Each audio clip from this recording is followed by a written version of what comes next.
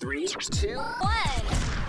Good day everyone, GarageKing here, and today I have a video on a second generation Ford Escape my friend brought me. It's also called a Mazda Tribute, same vehicle from 2008 to 2012. This one's had some water coming in to the back, especially when it was raining. And if we take a look at the back, we can see this is probably the cause. All of this rust and corrosion. Now, this vehicle is not worth taking to a body shop and spending thousands of dollars to fix it. We're not going to restore this Ford. It's simply not worth it. So what we're gonna try to do is an economical fix where we can just try to prevent some water intrusion. So what we're going to do is we are going to replace the rear window seal. And while we're at it, you know what? We're going to address some of that rust, because if we just put a new window seal on top of all that rust, it's just gonna leak again. And here you can see one of the plastic clips that I had taken off.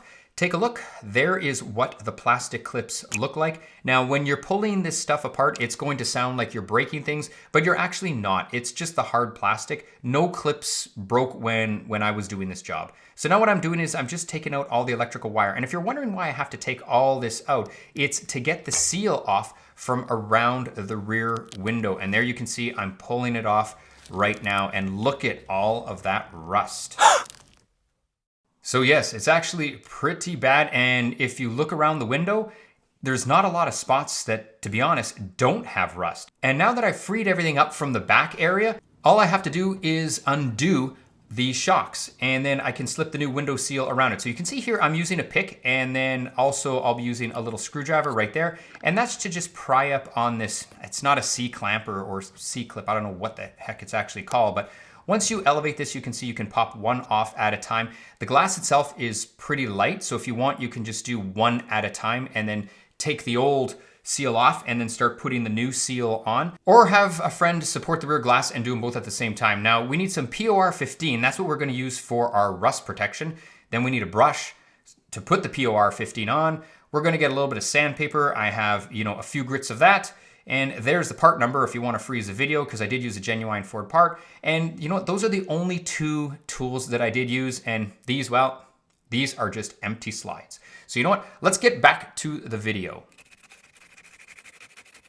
Now, when you're doing rust repair, there's a million ways to do it. Now, the POR 15, I'm very lucky because it is black and it is shiny, so I'm hoping it'll just match the factory paint. We don't have to worry about it. Now, if you have a vehicle that's a different color, you may want to use some paint on top of that, or just use minimal POR 15 that the seal will cover. But you can see just how deep the rust is. It's actually looking pretty bad on this vehicle, and that would explain why we're getting a lot of water intrusion. Now, if you're wondering, take a look. I'll freeze the video. This is like, I don't know, 40 grit or something. It is like major rough sandpaper, and it's what I had to use just to get off some of these huge rust chunks. You can see them falling down. So I tried using thinner sandpaper in the beginning, but it just filled up way too quickly. So I had to use this super rough sandpaper, but I did work my way over to thinner sandpaper just to smooth it. So anyway, you can see I'm applying the POR 15 right now, and obviously